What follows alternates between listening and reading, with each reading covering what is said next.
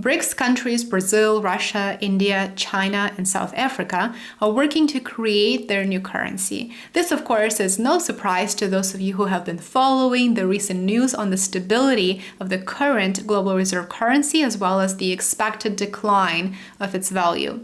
This time around, the lead are expected to take India and Russia. India and Russia should take the lead in forming a financial relationship to ultimately create a new common currency, said State Duma Deputy Chairman Alexander Babakov during St. Petersburg International Economic Forum. It has not been announced what currency will become the common denominator. It seems that a decision on whether it will be the Chinese yuan, Russian ruble, Indian rupee, or something else has not been made. But with that said, what is clear at this time is that it will be a central bank digital currency. Our goal should be focused on writing new rules in the financial sphere in order to enable the use of an already common currency. It doesn't matter whether it is a digital ruble, a digital rupee, or a digital yuan or something else. But this currency must follow the laws of our respective nations, said Babakov. Nations such as Japan, Brazil, and India have been pro-CBDC. China is also a leader in the CBDC race. It has been advancing its CBDC or digital yuan pilot programs for the past couple of years. What's really important to understand here, and I just really want to emphasize it, is that this will pose a tremendous obstacle to the United States dollar having an opportunity, even an opportunity to maintain its value in the long run.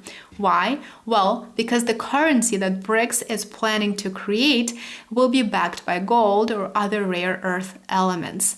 It will have tangible value, unlike the United States dollar that is fully backed by the US government and not pegged to any asset of value. Several members of the BRICS deal have been planning to create an alternative for the United States dollar for years now. In 2022, the International Monetary Fund published a report that central banks today are not holding the US dollar as reserves in the same quantities as in previous years. But it wasn't until last year that the issue became one of the top agendas.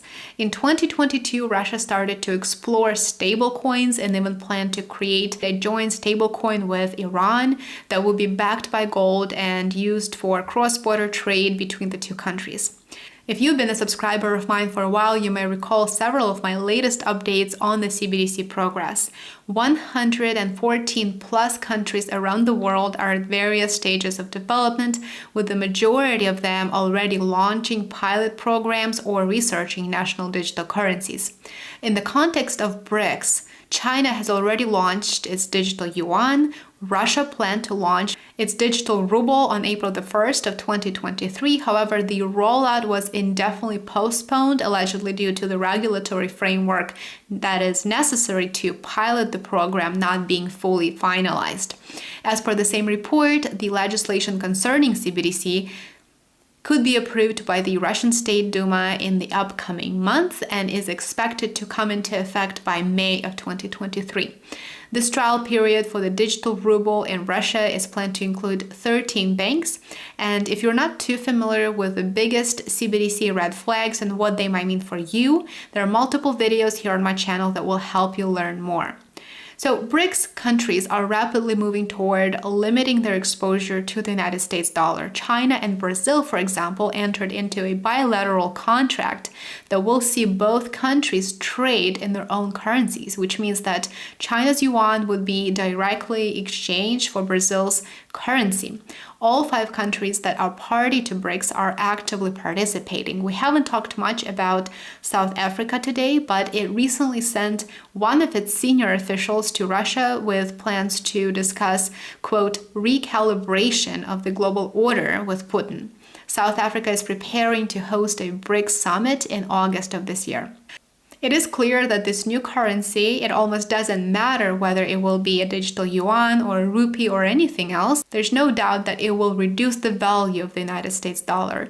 De-dollarization refers to reducing the dollar's dominance in global markets. Essentially, it is a process of substituting the US dollar as the currency used for trading oil and other commodities. Not only will the BRICS alliance have a tremendous impact economically, but the partnership between the nations is growing stronger in terms of their foreign policies as well. They found common goals and common interests. Those who are in favor of de-dollarization say that this process would reduce other countries' dependence on the US dollar and the US economy, which has been, of course, growing weaker.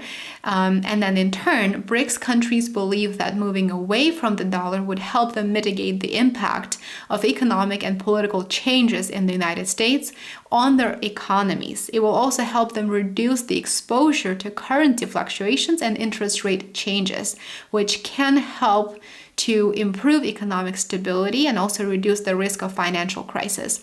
This is especially important for developing nations. According to a Bloomberg report, China's yuan has replaced the US dollar as the most traded currency in Russia. Previously, I mentioned that 20% of Russian central bank reserves is held in yuan. The yuan surpassed the dollar in monthly trading volume in February for the first time, and the difference became more pronounced in March, according to data that was compiled by Bloomberg, and it is based on daily transactions reported from the Moscow exchange. Before the invasion, the yuan's trading volume on the Russian market was absolutely negligible. If the BRICS nations do go ahead with their plan and come up with a new currency, it could help stabilize their economies given the economic, social, and political events in the West. But the question is, who will benefit the most from the new currency? Will it be China? Will it be India? Or maybe Russia?